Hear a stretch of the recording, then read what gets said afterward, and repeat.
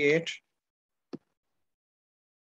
So this is the definition of tunneling कि classically हम ये अस्यूम करते हैं कि जब ऑब्जेक्ट की एनर्जी खास पोटेंशियल से कम है वो उस टनल में ही रहेगा, वो उस वेल में ही रहेगा, उसको वो क्रॉस नहीं कर सकता। लेकिन जब हम क्वांटम मैकेनिकल प्रॉब्लम्स को सॉल्व करते हैं तो हम इस चीज़ को ऑब्जर्व करते हैं mathematically and physically as well in some phenomena कि वो पेनिट्रेट कर जाता है, मतलब उसको वो क्रॉस कर जाता है विद ऑसिलेशंस और वो एनर्जी इंक्रीज के साथ। तो उस प्रोसेस को हम टनलिंग कहते हैं।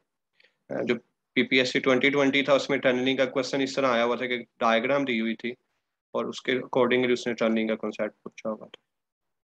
For an infinite square well, the potential outside the well is infinite, whereas inside the well is zero. Infinite square well से मुराद है कि वो well के अंदर ही रहेगा, well से बाहर नहीं जा सकता। तो लिहाजा बाहर पोटेंशियल इनफिनाइट होगा, इनसाइड जीरो होगा। जीरो इसलिए क्योंकि वो उसके अंदर ऑसिलेट करेगा।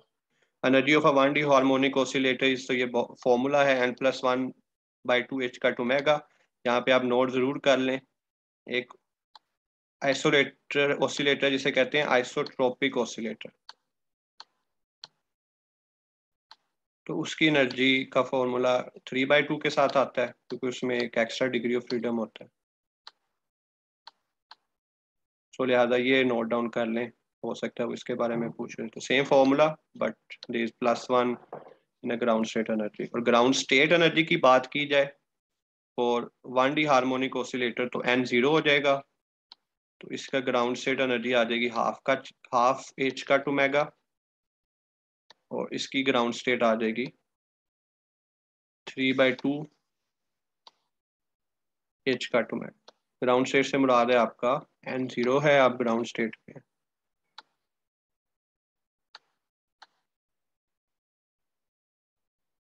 Okay, it's 3/2 for a 3D as well, so उस सेंस में भी ले सकते हैं। होपफुली आपने नोट कर लिया। The action of a loading operator on the ground state is, यानी ग्राउंड स्टेट के ऊपर अगर आप लोडिंग ऑपरेटर लगाएंगे तो उसको मजीद लोअर कर देगा जो कि नीचे कुछ भी नहीं है। सो लिहाजा ना तो उसे एक्साइटेड स्टेट में लेके जाएगा, ना उसे वो फर्स्ट स्टेट में लेके जाएगा, मेरी मर्जी की चॉइस पे भी नहीं लेके जा सकता, बल्कि उसका जो फिजिकल आंसर अगर हम मैथमेटिकली जीरो लेते हैं क्योंकि उससे नीचे कुछ है ही नहीं। इसी तरह जो हाईएस्ट स्टेट है उस पर अगर आप रेजिंग ऑपरेटर लगाएंगे तो उसका आंसर भी जीरो आएगा। अब फर्स्ट स्टेट पे लगवा के दूसरी स्टेट का आपसे नहीं पूछेगा क्योंकि वो पीपीएससी के स्कोप से ज्यादा हो जाएगा। लेकिन इस तरह की थोड़ी सी बातें लोडिंग और रेजिंग ऑपरेटर के बारे में वो पूछ सकते हैं। Lx plus iota Ly is equal to L plus, this is load raising operator for angular momentum। वो था raising operator for harmonic oscillator, this is for angular momentum। For n is equal to what are the possible value of L square। तो यहाँ पे भी बच्चे थोड़ा सा, क्योंकि परसेप्शन एक पिछली उन्होंने बनाई थी वो थोड़ी सी डिस्टर्ब हुई यहाँ पे कि n is equal to 2 से मुराद है L की दो वैल्यूज, क्योंकि n की ये बेसिकली प्रिंसिपल क्वांटम नंबर पे फोकस करने के लिए मैंने क्वेश्चन दिया था। तो n is equal to 2 से मुराद है L is equal to n-1, 0 से लेकर n-1, तो वो वैल्यूज बनती हैं 2-1 1 और 0 से लेकर आप जब जाएंगे तो 1 आ जाएगा, 0 कोमा जहाँ तक आ सकते हैं। तो 0 से बाद क्योंकि मैक्सिमम वैल्यू 1 है, जब 1 होता है फिर क्योंकि आती है 0 है तो 0 ही रहती है। इसी तरह n is equal to 3 होगा तो L की वैल्यू 0 1 2 तीनों हो सकती हैं। फिर हर L की वैल्यू के लिए ML की वैल्यू निकलती है, स्पिन सब के लिए वही रहती है +1/2 -1/2, n स्केयर के जरिए आप निकाल सकते हैं इसके नंबर ऑफ स्टेट। तो लेकिन यहाँ पे था कि L स्केयर की वैल्यू निकालनी, तो 0 के लिए तो L स्केयर हो गया 0 और इसके लिए आपके पास आ गया 2h कट स्केयर। तो लिहाजा इसका फिर आंसर बनता था बोथ ए एंड बी, दोनों को हम इंक्लूड करेंगे।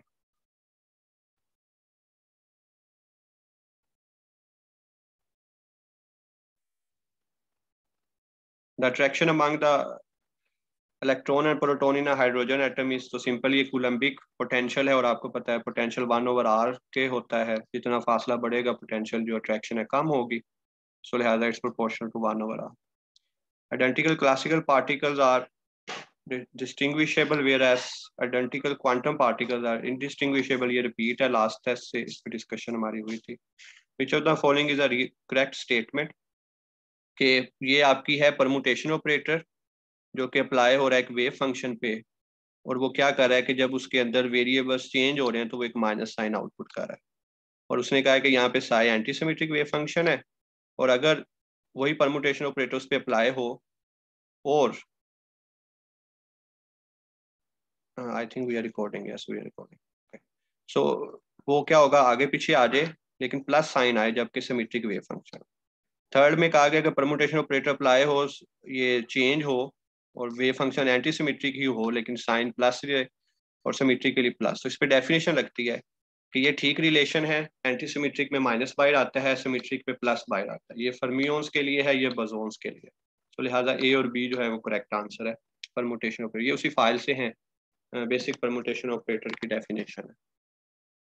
Anti symmetric wave function corresponds to fermions,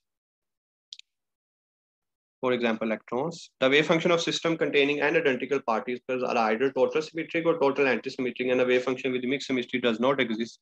This is known as summarization postulate. ये भी आपकी फाइल में हाईलाइट करके लिखा हुआ है। तो इट्स अबाउट एक आइडेंटिकल पार्टिकल्स के लिए थ्योरम है।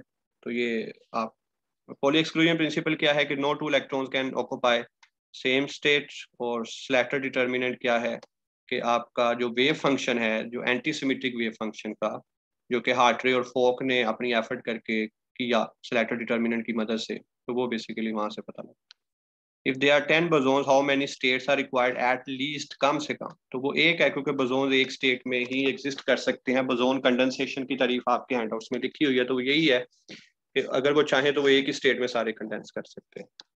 जबकि फर्मियोन्स की बात करें तो वो होंगे 5, क्योंकि एक स्टेट में 2 इलेक्ट्रॉन्स हो सकते हैं, एक स्पिन अप एक spin down. No two electrons can have the same state, तो प्रिंसिपल क्वांटम नंबर चेंज हो जाएगा for spin up and spin down.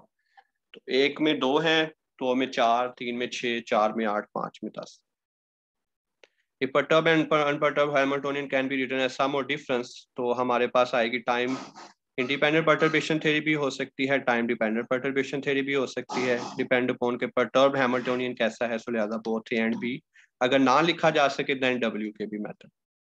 Minimum number of bound states are 1, कम से कम बाउंड स्टेट एक होगी।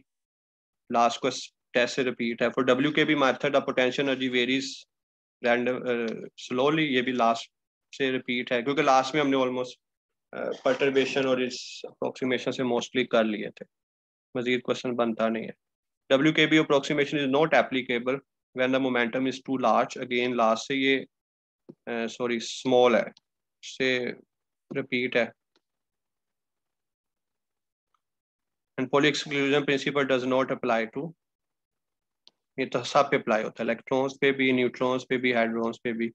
So it's not of this. अब देखें ना, मेरे पास क्वेश्चन बनाने के लिए नहीं थे ये जो आखिरी, क्योंकि मैंने मोस्टली क्वेश्चन आपको दे दिए।